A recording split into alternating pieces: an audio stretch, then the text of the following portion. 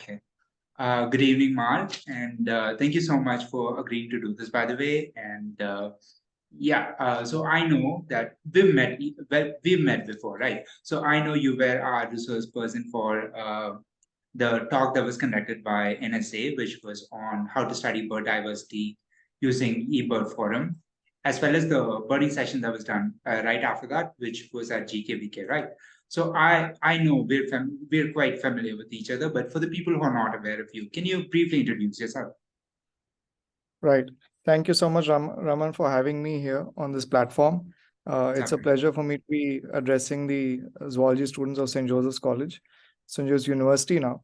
So my name is Mark Menezes. I studied at St. Joseph's while it was an autonomous college, and I am really proud and happy to see the distance that the college has come in and the new facilities and exposure that it's providing its students, it has come a long way since we were in college. So I've completed my bachelor's in chemistry, botany, zoology from St. Joseph's, post which I did my master's in zoology from the University of Allahabad. And during that time, I undertook a number of projects, certificate courses. I've also presented at 2 national conferences. And I'm currently working on some of my research that would help me get into a good institute to continue with my PhD. So that's a brief introduction of where I am. I think that's perfect.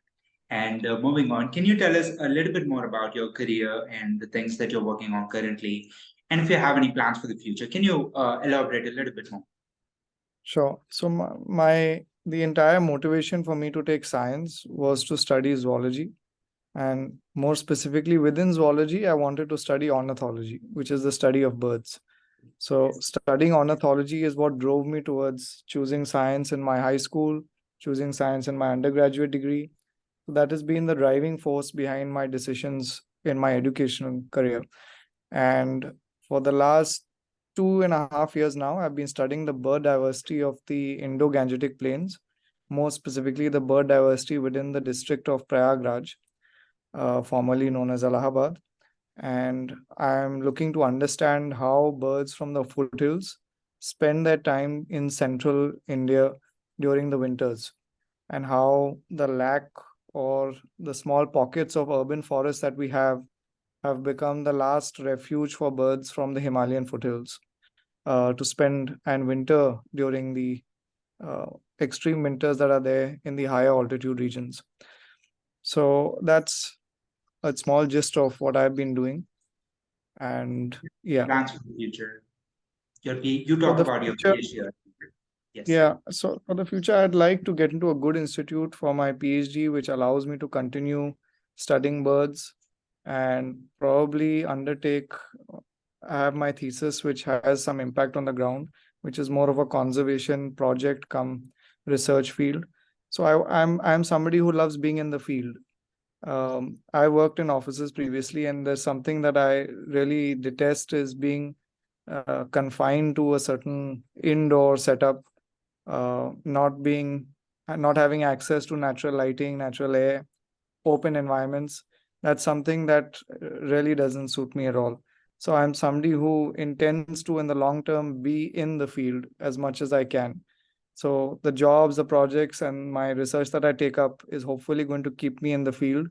And I do find myself over the years having developed a lot of techniques and understanding of how to learn and how to observe and how to become conscious of what is happening in the field. So when you're in the field, there are so many activities. There's so much of communication happening between birds, between the same species of birds, between birds of different species, and the remaining reptiles and mammals around. So just being able to understand this communication for me is a big blessing. I feel I'm very privileged to be able to understand what happens in the field, how are animals communicating in the field, what are the day-to-day challenges that they face, what is their behavior, and how are they pushing themselves to reach their potential in terms of breeding success, in terms of raising their young, in terms of survival. Survival in the field is tough, and just being able to observe their behavior in the field is a real privilege for me. So For that's the something I intend to ourselves, right? continue. Surviving in the field. Right, right. Right, right. And I think I know like how passionate you are about the field and your field of study. So I'm wishing you all the best for the future, right? Thank you. And yeah, moving on. I would like to talk about when you were during your experience in the college. What was your bachelor's once again? When did you do your undergraduate in college? What were the years? I joined in 2016. I was in the 2016 to 19 batch. So when I did my undergraduate degree, the undergraduate course was a 3-year program. Oh, right. And I think it's still a 3 years program. Yes. All right. During your time in college, was NSA like a thing back then? Were you involved in NSA? Where did you interact with NSA or any equivalent organization that the department had at that time? NSA was very active during my Yes. time in college.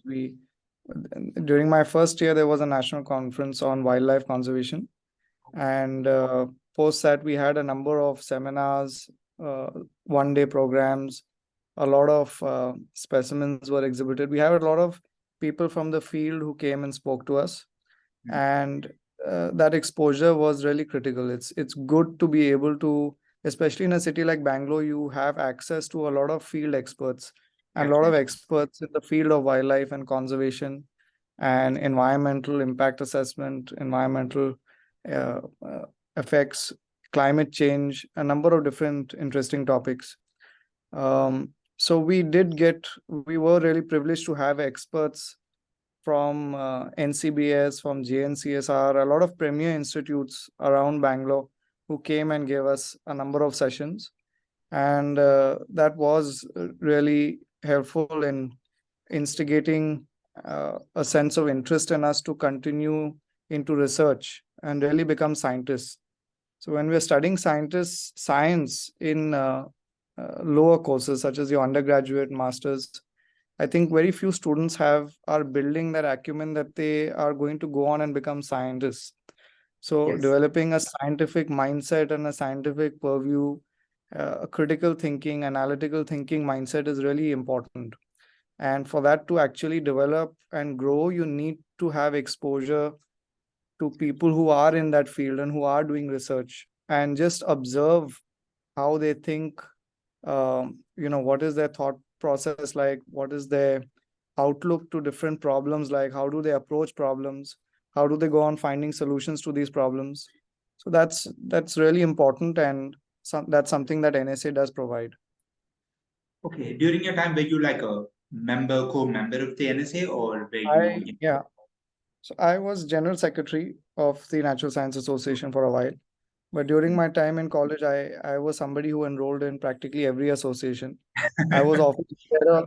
I was probably office bearer for about 5 or 6 Oh, associations in college. always the And first, right? Whenever somebody asks for volunteers, you're always like, yes, I will do it.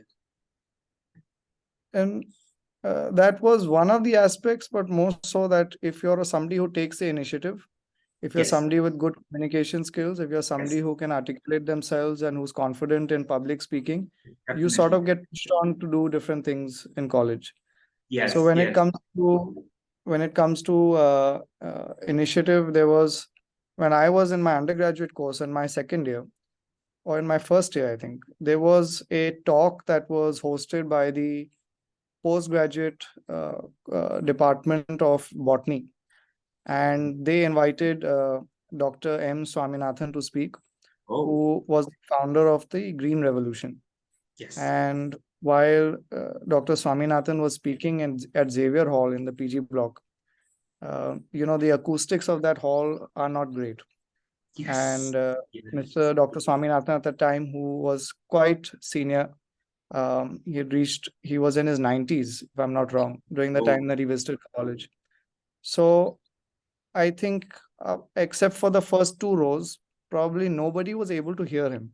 hear it. And I Yes, realized that nobody was taking the initiative to bring the mic closer to him and fix this audio issue so that the talk actually had some impact and people yes, actually benefited yes. from the talk. So I had to get up from the back and I went right up to the front, went onto the stage, asked the anchor to stop asking him questions briefly till I fixed his mic so that the audience could actually hear him. Now, nobody had asked me to do that. In fact, Yes. the head of the department and the coordinators were sitting in the front row. But I realized that there are times when you shouldn't need to be asked to do something. You just need to get up and do what is required. Yes. Because the So time is those are crucial. certain, right. So those are certain attributes that are very critical to people who take up leadership positions and who actually head organizations and institutes and associations, because it is these traits that will eventually benefit you when you go on when you move on outside college. So post my graduation, actually in the year 2000, I graduated in the year 2019 and I started a company in the year 2020. So it was just about 6 months after I graduated that I started a company. Um, so and the ability and the confidence to start something of your own, to do sales, marketing, business, it came from the training and the opportunity and the exposure that I got while in Joseph's. So simple things like taking initiative, doing what is required, understanding what is required, understanding what problems are there, uh, and then from there, that's the first step. Like, a lot of people don't even identify what the problems actually are. So if you can't identify the problems, you're a long way off from actually solving them. So I think one of the most critical traits that are required in our field would be a high degree of conscientiousness and observation. If you're not conscientious of what's going on around you, and you're not being able to observe uh, the minute details of how things operate, that kind of impacts your performance and your output in science and day-to-day life as well. Right. So I guess you sort of answered the next question that I had written down, which was the skills and whatever you picked up during your participation in NSA and the things that you learned from NSA. Are they useful in your career as of now? But I guess you pretty much answered that question. So yeah, thank you. I And can go to that in a little bit yeah, more detail. So, for example, in my very first year, I had just joined college, and about 3-4 months later, there was a national conference that was being hosted, and it was there was nobody who was editing the abstract, so I kind of took on that duty to start editing the abstracts. And I'm very grateful to Shankar sir to kind of encourage and push us and promote us and give us opportunities to work. So that was the first job that he gave me, is to start editing the abstracts and going through it. And post that, I remember that during that time, I brought my laptop and came because I knew there would be a lot of work. And on that day, I ended up editing a lot of the PPTs that had to go up, and a lot of the backdrops that had to be just put on the screen during the break sessions and everything else. So just being mindful of what is required and just being prepared. You won't necessarily be told that you're going to be needing this, you're going to be needing that, but just be mindful of the things that are going to be required. I remember that during the lunch hours, I would take water and go to all the organizers and give them a bottle, because I knew that they would be thirsty, they're tired, and they're when you're hosting an event, you're really exhausted. You don't have time to hydrate yourself. You don't have time to think about eating something sweet, getting some energy. You get really exhausted. So I took a bottle of water and went to all my seniors and I gave them. I said, drink water, because you guys have been on the move from 7 in the morning. It's now 1 o'clock. You're probably very tired. And I remember one of them got really touched. He said, I was really thirsty. I was really tired. Thank you so much for doing this for me. So it's just the small things that matter sometimes in life, and the impact that you can have through small acts of humility and awareness can help you network. It can help you develop good relationships, and it can also keep you in the minds of really people who are key decision making roles. There was an event that happened. So there are a lot of events that happen in college that are also not advertised to the students per se. And I remember that during one of the events, there was a book launch that happened by Mr. P. Chidambaram, who was former Union Minister of Finance and even former Home Minister as well. And during that launch, there was also an MP of Parliament, a member of Parliament, a member of the Rajya Sabha. There was a Dr. Rajiv Gowda who came, who was nominated from the Karnataka, from the state of Karnataka. So I remember walking with him to his car and just kind of just standing and keeping him company while his car arrived at the gate. And I would just make conversation and just initiate and keep them, uh, feeling welcome and feeling engaged in the university, not Yes. making sure that they're not just standing by themselves and Yes. not Yes. having anyone to interact to. And that, and 4 years or 5 years hence from that meeting, I got another opportunity to interact with him. And this time it kind of led to a deeper conversation. We kind of connected. We took each other's contact details down, and it was a great opportunity for me to kind of connect with a member of parliament and develop that interaction and see how I could imbibe qualities and learn from him and his experience of being in politics. So that meeting kind of came on the backdrop of something that I had done 4 years ago, 5 years ago. Yes. And even though I vaguely remembered our meeting, but it was still a talking point for me. It was a point of initiation. It was something that I could initiate a conversation about. So I believe that every single opportunity that you have during your college career is really critical. You need to make the most out of it. And I could give you numerous such examples of how I kind of network with people, how I could meet in people at influential positions and leadership roles, and how that could, that was part of my education during college.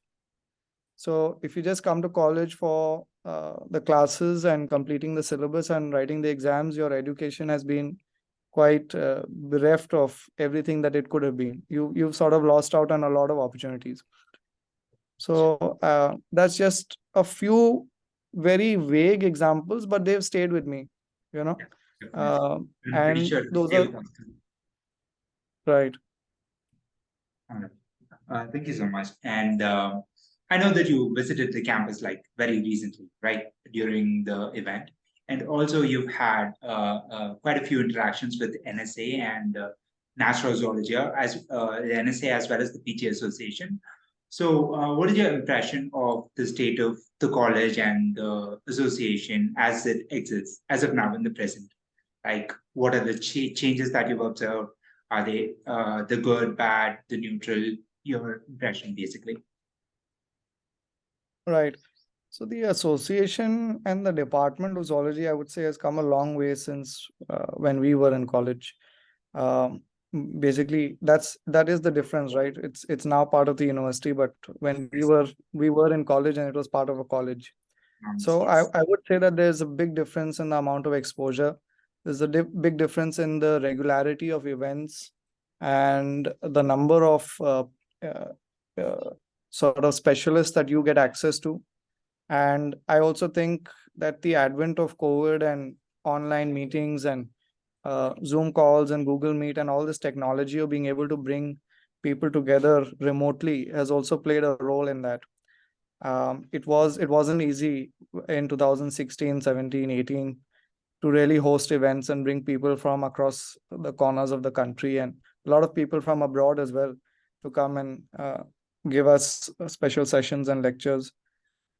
But I think that those dynamics have kind of changed a lot. Coming to the way it has grown, I feel like associations are a representation of the kind of people that are heading them and are kind of taking up leadership positions in them. And I think under the guidance of Jai Shankar sir, if you are somebody who is passionate about ecology, about wildlife, about conservation, uh, you're really going to have an amazing experience at Joseph's and at the department. So I remember my very first day in college, I went straight to the Department of Zoology and I said, look, the only reason I've come to this college and the only reason I've taken this combination is because I want to study zoology and I'm passionate about wildlife. And I remember that, like no professor forgot about that till my final year. Like they kept giving up that example that he was the student who came on his very first day and spoke to us and told us this is exactly why he's come. This is his interest, and this is what he wants to do. And I also remember that kind of started a relationship which continued and gave me great access to the faculty at college for the entirety of my 3 years at Joseph's. I remember the very first class of Jayashankar sir, Dr. M. Jayashankar, who took our zoology class. And it was an interactive class. It was our very first class. And he told us that how many of you are passionate about studying wildlife? And then he more specifically asked us, within wildlife, what animals would you like to study? And I said, I study birds. And I told me, what is the study of birds called? And I said, it's ornithology. And I remember him asking a friend of mine, one of my batchmates, that she was interested in studying snakes. And he had asked her the question that, what is the study of snakes called? I remember her not being able to answer that question. And even I got that question wrong. I had shouted out, that the study of snakes is called herpetology. And he said, that's not entirely correct. The study of snakes is called ophidiology. So that small snippet and that small brief interaction kind of stayed with me for the last 6-7 years now. And now when I ask people what is the study of snakes called, the root of that question is actually an experience that I had in one class back in 2016 when I attended my very first class in zoology. Yes. So engaging with people and engaging with experts in the field of your interest is of critical importance. Because I find that a lot of the things I've learned just in the course of conversation. It not necessarily will come through a formal lecture, a formal setup. A lot of the very important things that will stay with you in life will just come through engaging and just conversing with people who are experts in your field of interest. And so putting yourself out there, being accessible, making sure that you follow up with people who are busy, who are at that level, and just ensuring that you utilize every single opportunity that you get to converse and engage with people who are experts in any field, I think is really critical for your development as a student and as a professional. So yeah, that's a point that I would really say is very important for people who are starting out their journey in their degrees, that make yourself take initiative to speak to people, especially people who are experts in their fields. That is, you're going to learn a lot more from that than many other formal courses, degrees, or anything else. I think that's a great response. And you also touched a little bit on the next question with your previous answer. But the final question is, what would your advice be for the students of Zoologia or the life science students in general, and as well as the members of NSA? Like, what do you want their takeaway from this conversation to be? Like one point that you want to drive home. Not one necessarily, but the things that you think are very important for them, where they are in their career as of now. So a lot of the students who took up natural sciences, they didn't really have any goals. They weren't really sure why they were taking up natural science. And I'm referring to during my time in my undergraduate course, but I kind of experienced that in my postgraduate course as well. There were many people who really didn't know why they were studying zoology. And for me, that was very bizarre, very puzzling, because for me, it was kind of my childhood passion to study birds. And these were default kind of directions to head in. But not knowing why, not knowing what you want to do next or why you've joined a course, I think is all right, especially in the undergraduate phase. It's perfectly all right to be unsure or be confused, but not taking initiative to find out what you can do next and what are the opportunities for you from this point forward, I think that's really a criminal offense for your future. You are really depriving yourself of a better few years going ahead, and really undermining what's in store for you and your future by not taking the initiative to know what lies ahead for you. What are the options that you have? What are the prospects for you that you have in terms of career, in terms of What kind of job prospects do you have? What kind of companies, organizations would hire? What are their pay scales? What kind of requirements do they have? What kind of skill sets do you need for being employable in those areas? What kind of resources do you need to get there? What is there a certain amount of equipment? Do you need to know Google Suite? Should you be able to know how to make PowerPoint presentations? Should you be able to know how to use Excel? Should you be able to know how to use certain statistical and data analytics tools? Just the very basic things. I think that's really, really critical for a student in today's day and age, is to start upskilling themselves from the day they join an institution.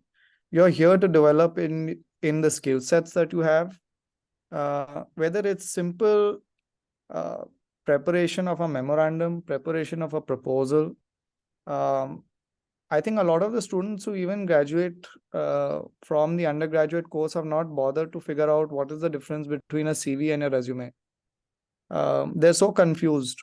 A lot of the science students, the natural science students who have graduated, I've had people who've joined their masters and had called me and asked me, how do we write a research paper? What are the points to be put in the presentation of a paper that has to be presented in a conference? And people have kind of whiled away a lot of time not knowing these critical skills that are kind of taken for granted that an undergraduate or a postgraduate student would know. Some of the very important examples that I can give is that a lot of the students who graduate from an undergraduate or postgraduate course, they don't know the basics of citations and references. What are citations? What are references? How do you add citations in a research paper? How do you mention the references at the end? What is the format of writing references? Why should you write citations and references? What does it mean to acknowledge the true author of the work rather than just copying somebody's work and passing it off as your own? And I think that these skills, and I've just spoken about a few of them, are really indispensable. You cannot survive in today's very fast evolving industry and world without having these very, very basic foundational understanding. So yeah, that would be one of my advice to students who are at their undergraduate and postgraduate courses is start learning everything that you people would take that for granted. If you're a postgraduate student, it's taken for granted that you know how to write a research paper. So Yes. if you graduate without knowing how to write a research paper, you're doing a real disservice to yourself. So start knowing the very basics and fundamentals. Start polishing up your communication skills. Because no matter what your level of knowledge and skill sets and everything else are, if you can't communicate and sell that to an audience, be it faculty, be it professors, be it research scholars, you're not going to get the next opportunity that you require. So your ability to generate and carve out opportunities for yourself is really dependent on the kind of communication skills that you have. And I'm just not talking about being able to read and write and speak English fluently. It's also about knowing what to say when, what is appropriate and what is not appropriate. How do you network with people of a certain field, or what is their understanding, what is their background, what do generally people of a certain field expect, how do you interact with them, how do you get in their inner circle, how do you establish connections with them, and make sure that they have you in mind for their next project, for their next grant that they receive, for their next research lab intern that they are looking for. So really being mindful about improving your communication, being able to effectively articulate and communicate what your thoughts are, and being able to make your points in a diplomatic fashion that really helps achieve the goals rather than make personal arguments is a really critical skill that students in their postgraduate and undergraduate courses can develop. All right, thank you so much. That was a great response, and I think with that we've reached like the end of the list of questions that I've written down. And if there is anything else that you want to discuss, or give any final message to the students, or the NSA, the R guys for in the associations right now, so you can like go on with that. I think after all this while, I think my last message would just be is to be active and be Yes. visible. Mm. There are a lot of students who, unfortunately, I feel, who have graduated college without anybody knowing that they existed in the class, or Mm. developing any relationship with their professors and their teachers and their batchmates. And I feel like uh, there's nothing to be shy about. It's important for you to just put yourself out there, take a chance, have the confidence to engage with people. And sometimes facing your fears is good, because it really starts, because fear is something that is not true. It's something that you developed in your mind oftentimes. So oftentimes when you start actually facing them and really tackling them head on, you find out that things are not as bad as they actually seem. And so for a lot of students, they just need to get over these hurdles. And it would be great for the institute, it would be great for themselves to actually see their true self, to see them in their full confidence and in their full avatar of sense. But yeah, a lot of students need to be helped in today's day and age, I feel, especially in their confidence and in their self-esteem and self-belief. I think a lot of students lack that in today's day and age. So yeah, if reach out for help, engage. I think that just talking to people would sometimes open doors that are very, very important for you. I remember there was this exam that was required. It was kind of an elective program, but if you didn't complete it, you were required to come every Saturday morning for the following semester in order to do that exam. And I remember that I had low attendance, and I had low attendance because I had a genuine health issue. And Oh, I remember speaking to a professor the day before the exam. Uh, I didn't know the exam happened not a day before, it happened a couple of weeks after that, actually. But I remember talking to this professor in the lobby of the science block, and I was just telling her about how I've been keeping unwell and how I've had these health issues, but I've been, you know, seeing doctors and taking my medication and hoping that things would get better. It turned out that she was actually heading that course, that oh, she was the head of that of the exams that were being held. So when I had my attendance shortage and I was not eligible to write the exam, they sent me to the head of the course. And it turns out that she said, "Oh, I know that you were unwell." And she, without even me saying anything, she took out a note and gave it to me and said, "Go write the exam." And that all came about because I was open about things that were happening in my life and the help that I needed and the challenges that I was facing, especially being a student who was not a local student, a student who had come from out. So I really feel it's important for students to engage and really talk about their lives and what's going on in their lives, for people to be able to help them out. You can't really grumble and whine about not being having, failing at certain challenges or not being able to achieve certain expectations if you haven't given people the opportunity to help you out. yes. So yeah. Yes, thank you. Thank you so much. And with that, we've come to the end of the conversation. And once again, thank you so much for agreeing, giving your time, taking the time of your day to agree to do this. It was such a wonderful and informative and enjoyable conversation for me. And I guess I hope it was for you as well. Right. Thank you so much, Raman. Real pleasure Yeah. for me to do this. You can find this interview in the form of an article published in our January issue of Natural Zoologia's newsletter, and you can find the newsletter on our college website. And for anyone else who is watching the interview, you can find it there. And yeah, once again, thank you so much for Thank you. agreeing to do this. Thank you. Thank you. And My pleasure. yeah, go ahead. Have a great day. Bye bye. Oh, Bye.